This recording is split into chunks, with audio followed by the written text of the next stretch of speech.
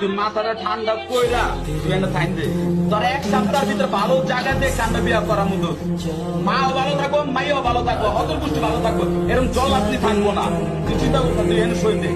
ভিডিওটা দেখেন আর আমি কিছু কথা বলতে চাই।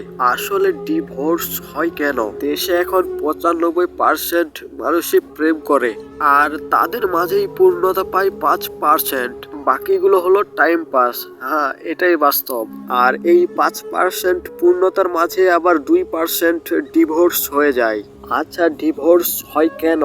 প্রথমে তো প্রেম করার সময় দুজনেই ভাবে যে এই মানুষটাই আমার জন্য ঠিক, আর ভাবে যে সে আমাকে ভালো করে বুঝে আর আমিও তাকে ভালো করে বুঝি। আসলে ভাই, দুজনকে না বুঝলে তো সংসার চালানো যায় না। আর দ্বিতীয় কারণটা হতে পারে যে ছেলেটা গাঁজা খায় আর নেশা করে খুব আর বউকে এসে মারে। আর যদি ভাই ছেলেটার দোষ নাই, শুধুমাত্র মেয়েটারই দোষ, তাহলে এটাকে আমরা কি বলতে পারি? আমি ছেলেদেরকে একটা কথা বলতে চাই, মেয়েদের বিয়ের পর কিন্তু তার স্বামী হচ্ছে 1 নাম্বার জায়গা, যেখানে সে সারা পৃথিবীর সুখ খুঁজে পায়। আর যদি স্বামী খারাপ হয় ভাই, তাহলে বুঝেন মেয়েটার পুরো পৃথিবী উল্টে গেল। আর মেয়েদেরকে বলতেছি, যে ছেলেটা তোমাকে ভালোবেসে বিয়ে করতে পারে, তাহলে বুঝো তাহলে ছেলেটা তোমাকে কতটা ভালোবাসে। তাহলে তুমি সেই ছেলেটাকে বুঝতে পারছো না কেন আপু? এখনকার যুগে সবাই ভালোবাসতে পারে, কিন্তু কে পারে কাছের টেনে বিয়ে করতে?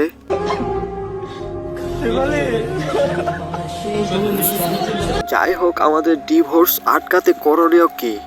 প্রথমে তো আমরা যৌতুক নেওয়া অফ করব। যদি মেয়ের বাবা গরিব হয়, যৌতুক নিলে যৌতুক তো আর মেয়ের বাবা সহজে দিতে পারবে না, এতে সম্পর্কটা নষ্ট হয়। আসলে ভাই খুব খারাপ লাগে যখন শুনি যে মেয়ের বাবা মেয়েকে ভালো ছেলে দেখে বিয়ে দিয়েছে, কিন্তু ছেলেটা আসলে ভালো না, সিগারেট খায়, গাঁজা খায় এবং জুয়া খেলে আর বউকে এসে মারে। বাবাদেরকে বলতে চাই, হঠাৎ করে বিয়ে দিবেন না, আগে ছেলেটার পুরো হিস্ট্রি খুঁজে বের করবেন যে ছেলেটা কার সাথে ঘুরে, কি করে, তাহলে ইনশাআল্লাহ ডিভোর্সের হার কমে যাবে।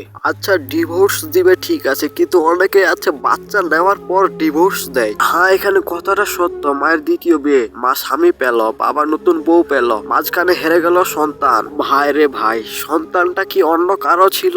এখন যারা বিয়ে করে একসাথে সারা জীবন থাকবে না, তারা বিয়ে করে কেন? তারা কচুর গাছে গলায় ফাঁসি দিয়ে মরতে পারো, কেন বিয়ে করবে তোমরা? খামোখাই জীবন নষ্ট। আমরা দেশে একটা আইন তৈরি করতে পারি যে বিয়ে করলে আর ডিভোর্স পাওয়া যাবে না। স্ত্রীর গায়ে হাত তুললে শাস্তি আছে, স্বামীর কথার অবাধ্য হলে শাস্তি আছে। তা আমার কথার সাথে কি একমত আছেন? অন্য কাউকে দোষ না দিয়ে ডিভোর্স, ভালোবাসা, হিংসা, ঘৃণা নিজের কাছে ভাই। নিজে ভালো থাকুন, তো সবকিছুই ভালো থাকবে।